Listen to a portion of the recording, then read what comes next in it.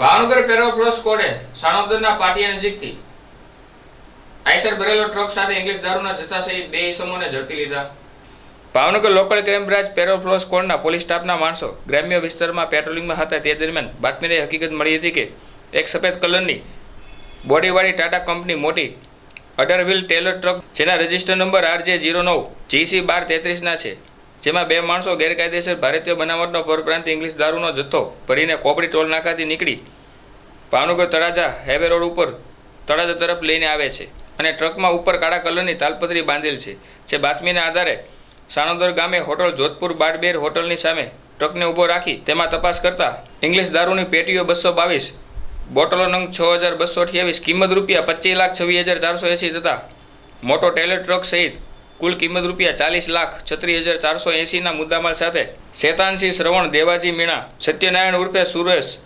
જીવારામ લખારામ મેઘવાલને ઝડપી લીધા હતા. જ્યારે લાલસિંહ દલિંગસિંહ રાજપૂત અને ભાવનગરના રાજદીપસિંહ નાથુભા સરવિયા રે તળાજાવાળાને ઝડપી લેવા ચક્રો ગતિમાન કર્યા હતા.